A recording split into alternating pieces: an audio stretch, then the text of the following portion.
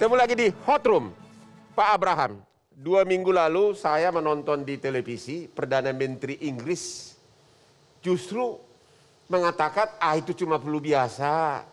Pada saat Omikron di Inggris sedang menggila, malah pemerintah Inggris mengumumkan nggak usah pakai masker, itu flu biasa. Dan juga ada beberapa negara Eropa seperti itu. Apakah Indonesia akan seperti itu nanti? Gimana pendapat Istana?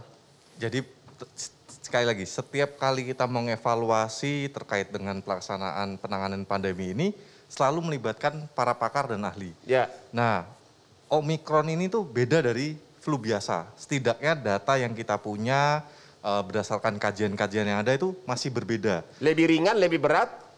Lebih berat. Kalau bandingannya sama flu biasa. Tapi kalau dibandingin dengan Delta, dia derajat keparahannya lebih ringan. Lebih ringan, oke. Nah, tapi kan itu juga dipengaruhi dengan gimana perilaku masyarakatnya.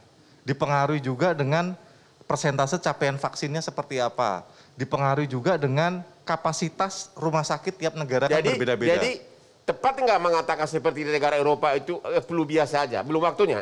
Kalau menurut para pakar yang menyampaikan kepada kami, itu tidak tepat. Jadi Omikron ini bukan hal yang sepele, tetap harus dipandang serius. Tapi kita juga jangan berlebihan dalam menanggapi ini. Terima kasih. Ibu Nadia, gimana? Apakah kita ikuti gaya Inggris? Itu cuma flu biasa, nggak usah khawatir, nggak usah wajib masker.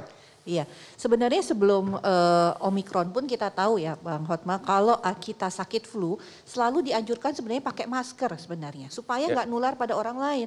Nah jadi nggak tepat lah kalau sekarang justru zaman Omikron ini kita melepaskan masker padahal pandemi belum selesai. Jadi kita tetap harus tikap 3T, 3M dan vaksinasi. Terima kasih Ibu Pane, Musdalina Pane sebagai ahli epidemik gimana?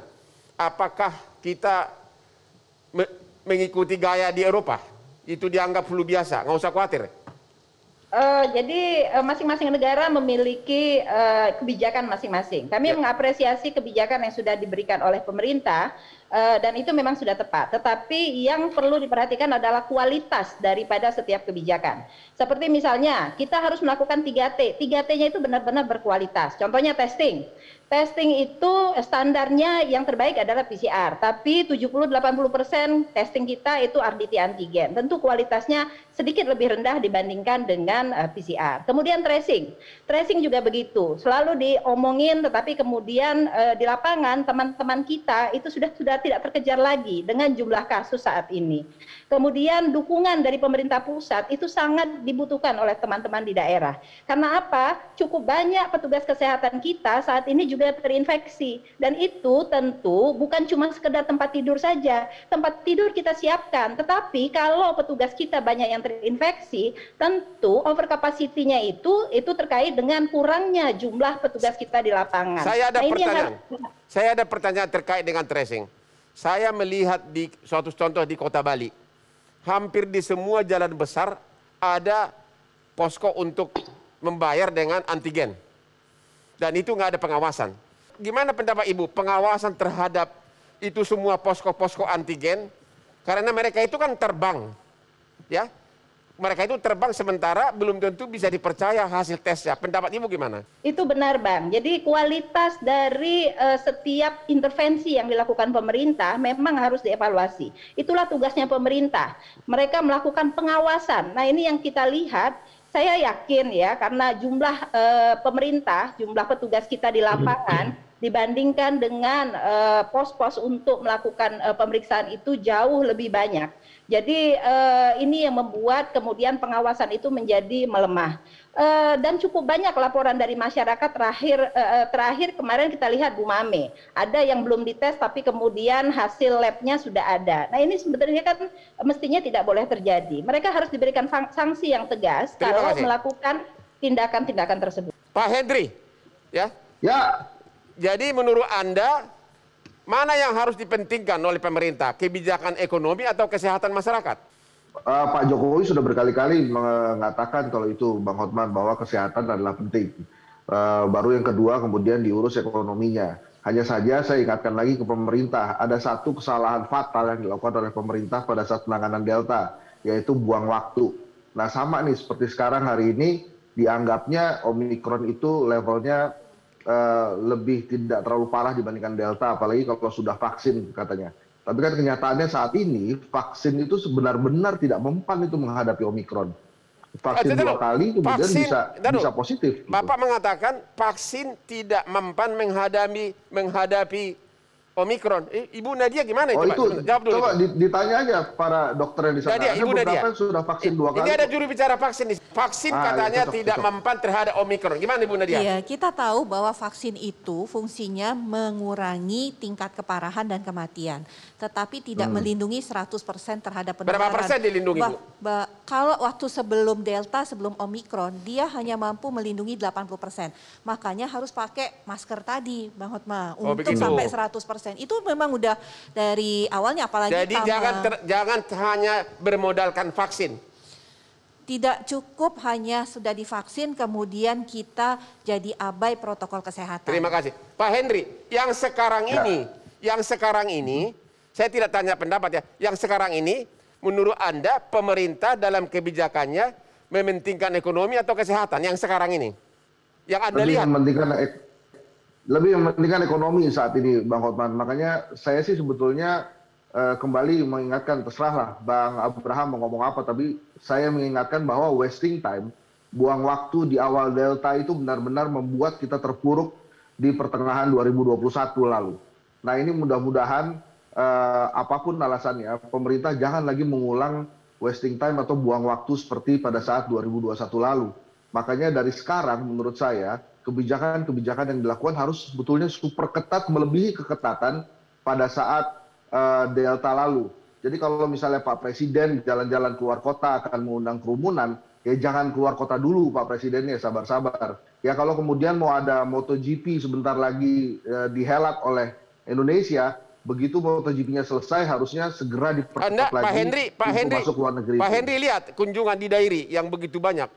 Di Tapanuli. Pecinta Pak Jokowi kan banyak. Ya 270 juta orang Indonesia kan cinta Pak Jokowi semua. Jadi begitu Pak Jokowi muncul ya pasti mereka akan mau ketemu. Saya juga kalau ada Pak Jokowi pasti akan bergabung dengan kerumunan daerah itu. Makanya Bang Hotman itu harus dicegah juga. Pak Jokowi tingkat kebijakan sebagai negarawannya sekarang diukur tuh.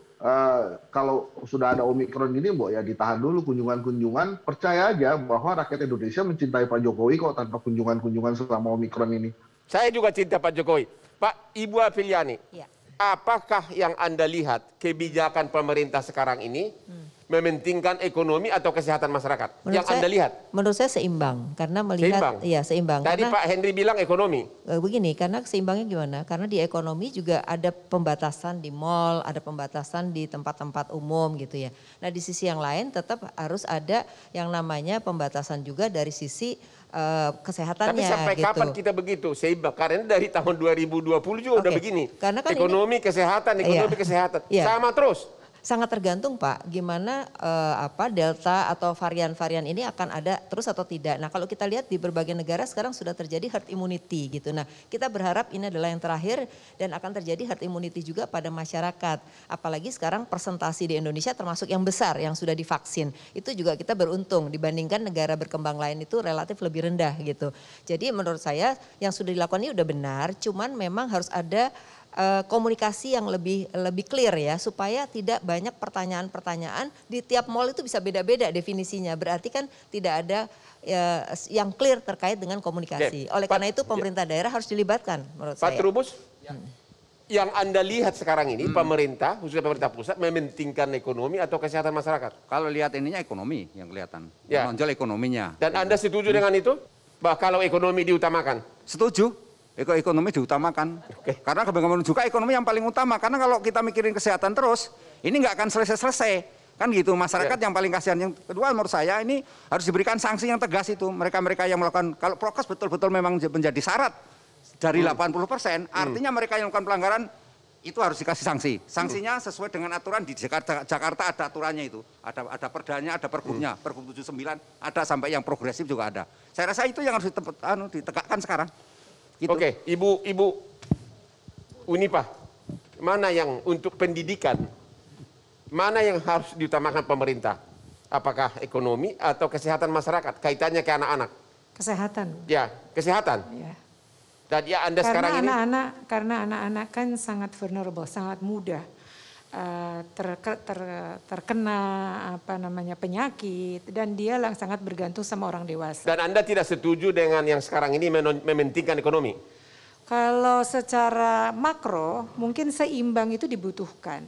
Karena kan masyarakat juga saya melihat, masyarakat orang-orang kecil itu kan perlu makan sehari-hari. Yang Anda lihat sekarang ini seimbang atau menonjol ekonomi? Kalau sekarang sih memang tampak ekonomi. Tampak ekonomi? Iya. Dan Anda setuju dengan itu? Saya bukan ahlinya ya. Saya bukan ahlinya. Tapi mungkin ada alasan tertentu mengapa ekonomi lebih didahulukan. Ya. Tetapi bagi saya pribadi sebagai seorang pendidik, kesehatan nomor satu, terutama kesehatan anak-anak. Misalnya sekarang, anak-anak di bawah 6 tahun kan 6 tahun belum divaksin. Tapi disuruh sekolah semuanya 100%. Nah ini ada yang sudah mulai terkena di anak-anak TK, PAUD, ini kan sangat berbahaya. Oke. Gitu. Terima kasih, kita istirahat dulu, kembali setelah jeda berikut ini.